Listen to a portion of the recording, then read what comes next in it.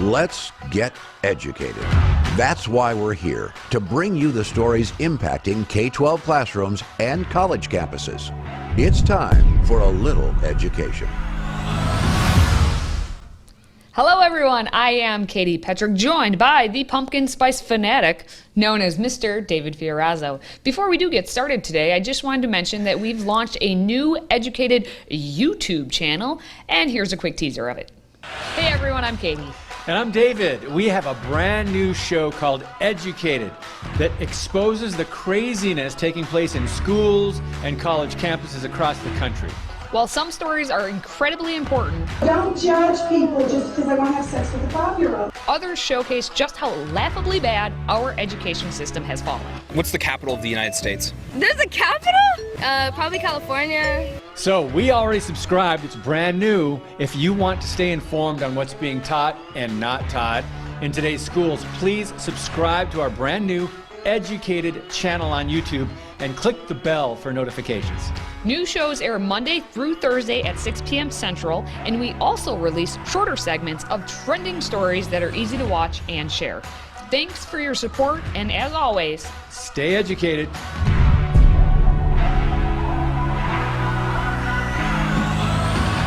All right, so hopefully we beg, we plead, we do all the things that you will subscribe to the new channel. Again, it's on the YouTube.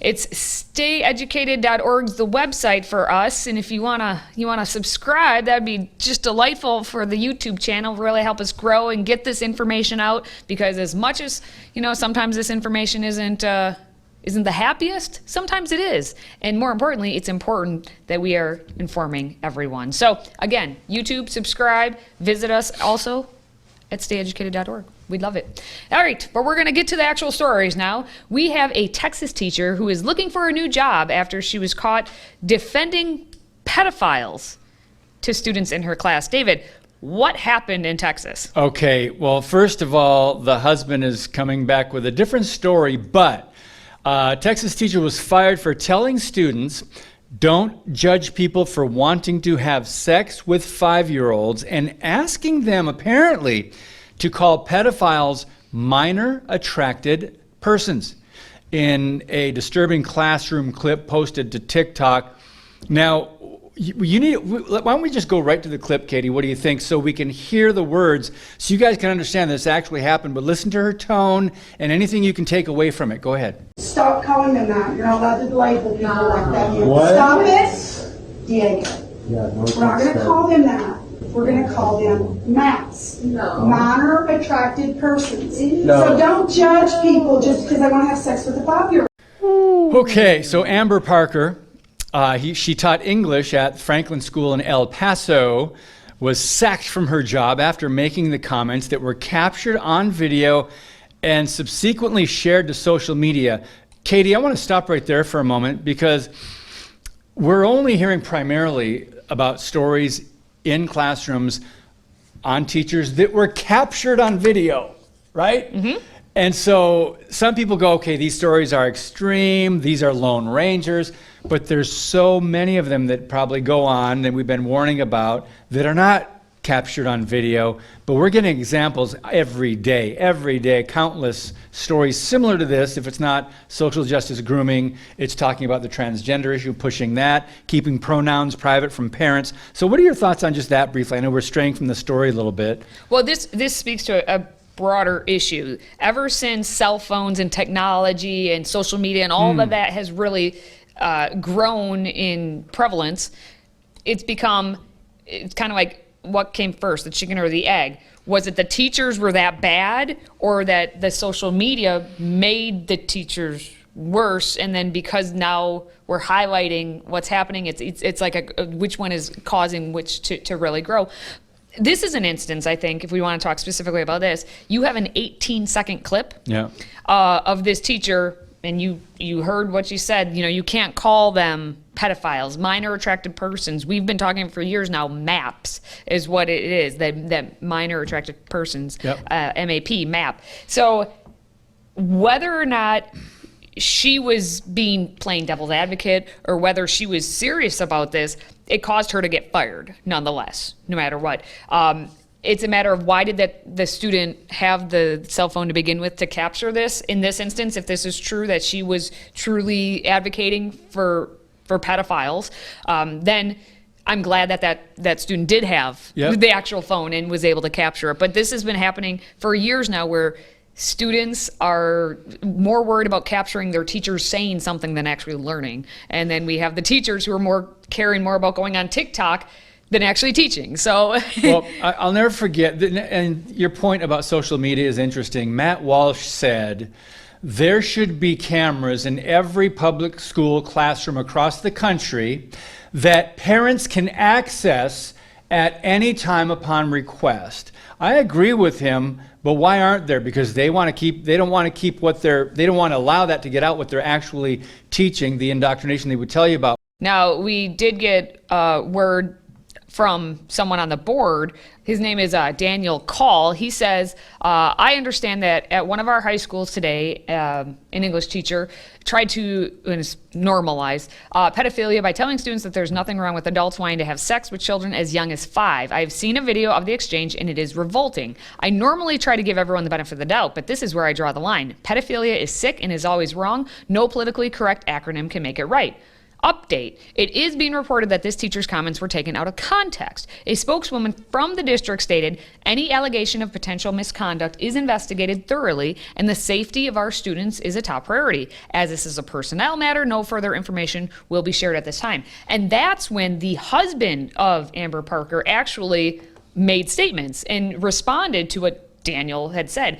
The husband said, Mr. Daniel Call, I happen to be the husband of the teacher in question. I can tell you that we were shaken to the core about these accusations. It is both scary and disturbing that an edited 18-second clip could destroy a 30-year career when taken completely out of context. She is exemplary as a teacher and truly cares about the students. Needless to say, we have spent many sleepless nights because of this cruel release to social media of the 18 seconds.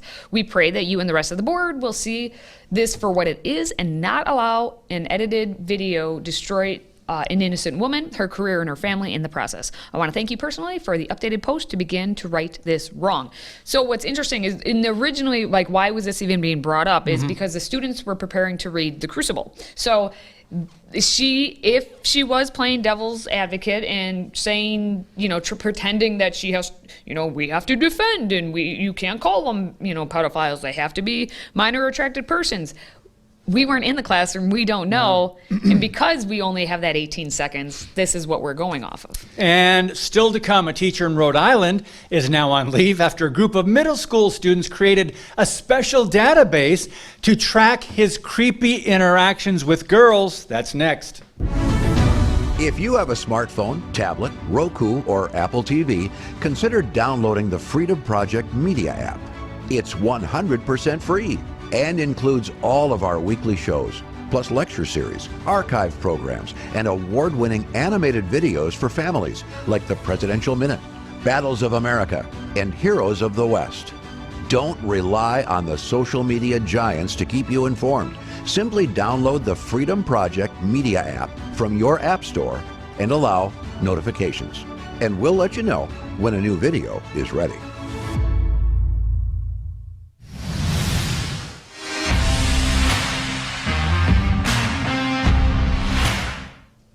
Well, middle schoolers can surprise you, and chivalry is not dead.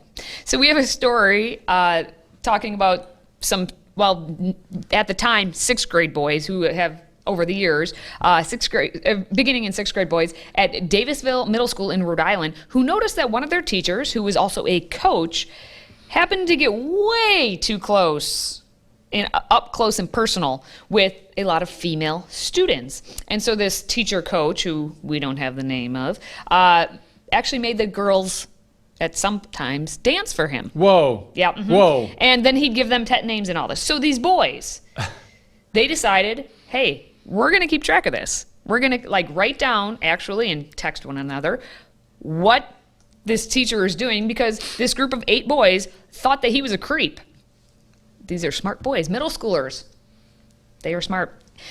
So they kept this log of all the interactions that they deemed to be inappropriate. Wow. Between that coach/teacher and the girls in the class. And the teacher now, because the boys were able to turn this evidence over, the teacher is now said to be on administrative leave and under investigation. So, Yeah. kudos to these young but men. likely paid administratively. Yeah, it's We always emphasize that. It's always paid. It's always Take paid, some time off. We'll David. pay you Come for on it, but now. we're just going to investigate. Now, of course, they dubbed this log the pedo database.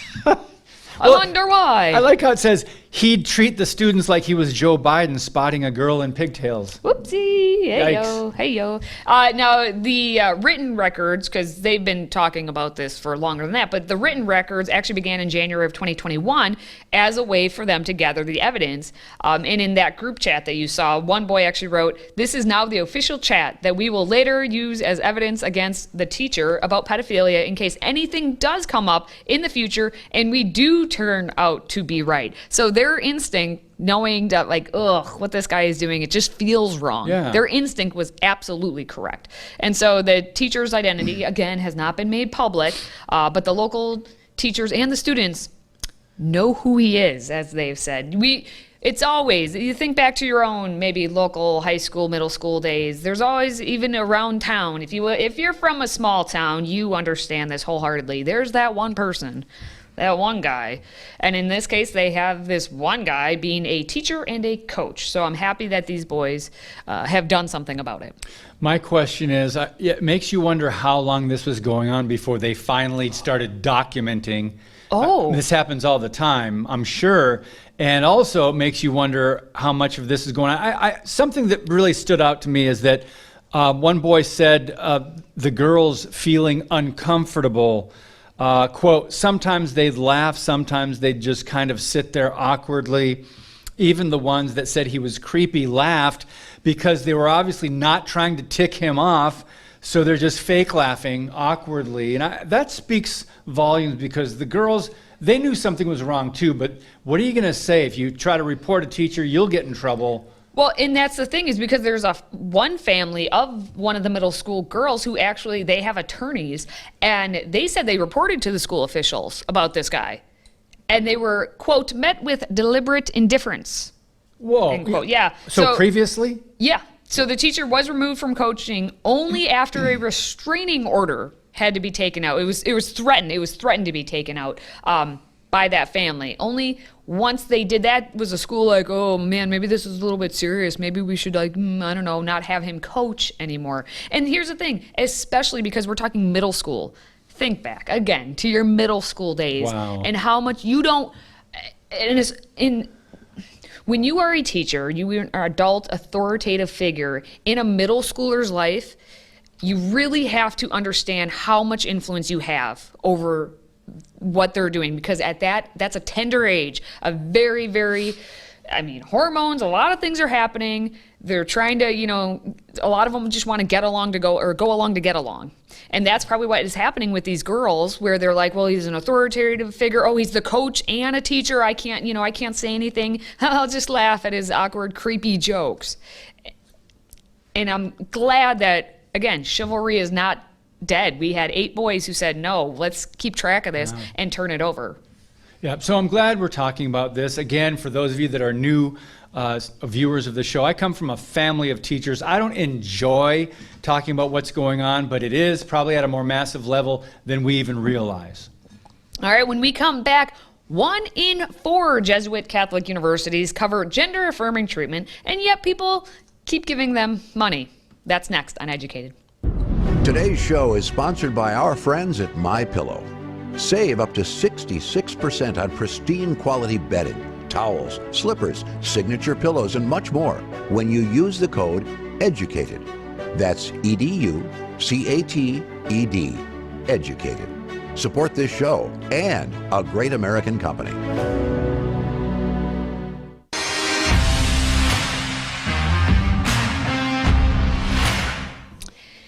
Well then, we have a new statistic for you.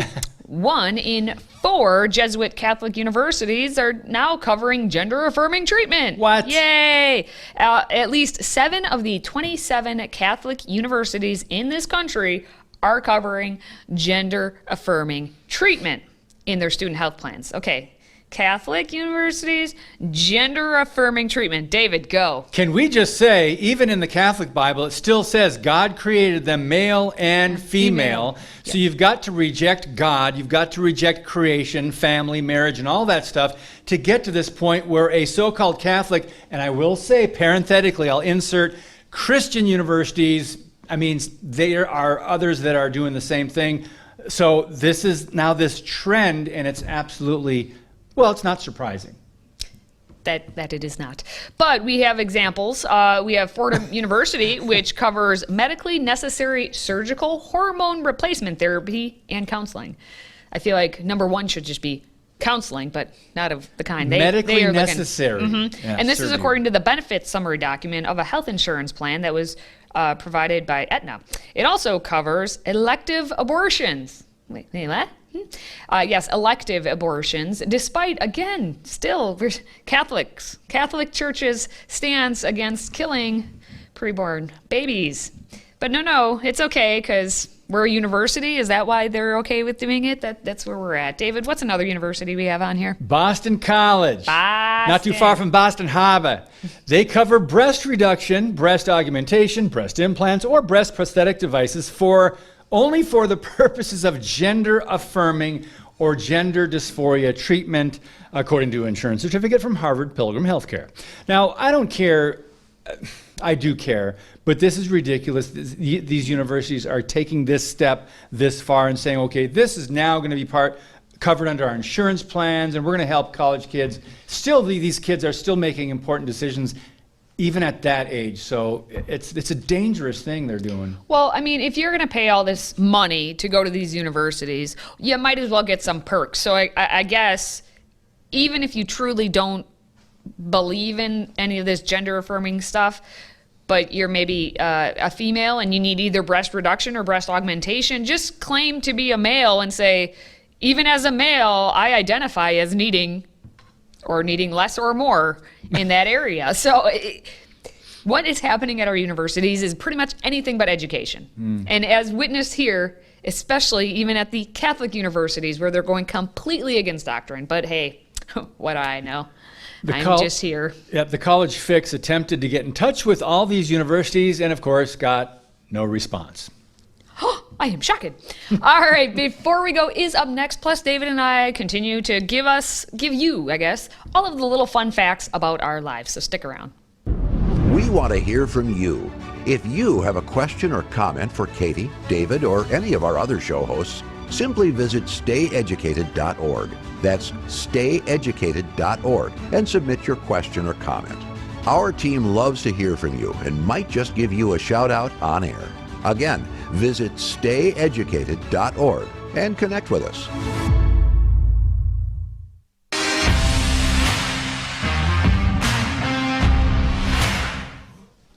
Okay, before we go, let's start in North Dakota, where age is just a number to a man living his dream by playing college football at the age of 49. Ray Rushel is a 17-year veteran of the North Dakota National Guard and now the newest freshman addition to the Wildcats of North Dakota State College of Science. Let's take a look. They've all been very receptive of me coming in and playing, because at first they thought I was another football coach on our first day of camp. Then that's whenever I got in line to get pads, that's where they're like, wait a minute, you're playing? See, Rochelle is 49 years old, which for most prospective freshman student athletes may pose too much a challenge. Not quite for the 17-year-long active duty member currently in the North Dakota Army National Guard. So I've been surrounded by young people throughout my military career. And so on and off the field, these guys are really, truly tremendous. I try to instill, that's what I'm talking about. Being punctual, being awake, to just do my hardest. As important as locking blocks, stopping touchdowns, and winning games is, Rochelle says his goals remain simple. I want to live life. If I had the chance and I didn't take it, I would regret it. I had the chance, and I'm taking it, and I'm living life to the fullest. Wow, Ray didn't actually look as limber as some of the youngsters, but Ray is actually the second oldest player in NCAA history. The oldest to ever suit up was 55 years old. Katie, quite the story. Is there any sport you would go back to high school or college for? Absolutely. Baseball, softball. You would? Oh, yeah. I could play right now. Let's go. Well, softball, I suppose, yeah. Oh, but not baseball? All right, we head from the heartland to the big city as one man in New York has created quite the lucrative business for himself, not on Wall Street, but actually walking the street with dogs. I love dogs. Ryan Stewart is a professional dog walker, and his services are in such high demand, he makes roughly $60 an hour walking 3 to 5 dogs at a time. Let's take a stroll, shall we? I wouldn't even say that I love dogs. I would say that I refuse to have a life that does not have dogs in it. Who I am is someone who wants dogs around. I don't even think of myself as loving dogs. It's just they're almost like an extension. Like I don't love my right hand, you know? It's just there. It's almost like I'm like a member of a dog pack. I'm Ryan Stewart. I have a small dog walking company in Long Island City called Ryan for Dogs. And without a college degree, I've managed to make 6 figures a year walking dogs, doing something I love. Oh my goodness, actors. Anyway, in the end, Ryan says his passion for dog walking helps him rake in over 120 grand a year. Katie, I think we might start thinking about something on the side here. Maybe doing a little side hustle. I have enough side hustle gigs, but that one certainly pays way more. Wow. That's awesome. Wow. Speaking of big money, just across the pond, a gentleman was given some shocking news after he brought a prized statue to the Antiques Roadshow to be appraised. Estimated value of the statue, $286,000. At least it was until the appraiser told him what it was actually worth. Watch this. All right. One of these made, I think, a few years ago, made £250,000. But unfortunately, this one is a very fine copy. Right. It's slightly the wrong size. This was probably made in about 1980. Wow. And one like this is probably worth about £150. Unfortunately, not the $250,000 that one of them actually made. Well, it's a lot more than I paid for it, so I'm happy. It's fantastic. I think it's 100 times more than you paid for it, isn't it? Yes, it is. There you go. Wow. So as the owner mentioned, in the end, he bought the statue 10 years ago for roughly $2, and today it's worth $172. Katie, how about you? Have you ever stumbled on anything like unique treasures worthy of big bucks? I haven't, but I remember when I was a kid, my best friend and I were down by the pond or whatever, and we dug up what just turned out to be like old pottery that was like shattered, but we thought it was the biggest treasure. Like, oh my gosh, we're gonna make $1 million. We were like 7. And so we spent our afternoon digging up all these old clay pot pieces. But what about yourself? You thought you were doing archaeology. We thought we were like gonna make $1 million. It was embarrassing. I've thought about burying something and nice. wondered if future generations would find it and think it's worth something. Anyway, that wraps up this segment. More to come next time. All right, hold on. Don't go anywhere. Before we let you go, David and I want to connect with you even more out there. So, what better way to do that than obviously to share our just daily fun facts. And today, my fun fact is that when I was a newspaper editor, I once was able to go film on Lambeau Field. Now, I was actually only taking photos of it, what my community newspaper local football team, it was the middle school football team. So I only got to be on the field pregame and then at halftime, but I can say I was on Lambeau Field taking photos. And in that Lambeau leap, I could even jump up there. Wow. That's almost even more impressive. And the shout out to mom and dad was This is true. a nice touch. I had to do that. Yeah, well, my fun fact of the day is I am licensed, and I was a Christian pastor 2015, an associate pastor of a church from 2018 to 2020. And so I got a little taste of that life, and that was very difficult, trying to work a couple different jobs and be a pastor. Some men do it, but most pastors are full-time, and that's all they do. You know, the teaching, the counseling, the taking care of church administration. So tough job. It's if you would get that side hustle with the dog walking, then you could be the pastor full-time then instead of doing what you're doing now.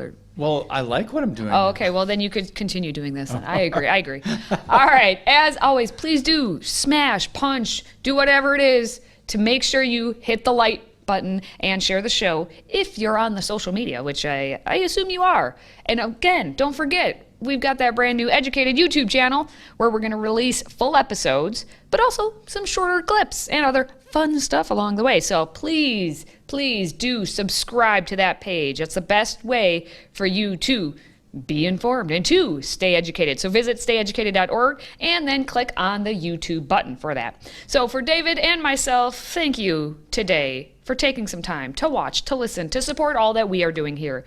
And until next time, stay educated.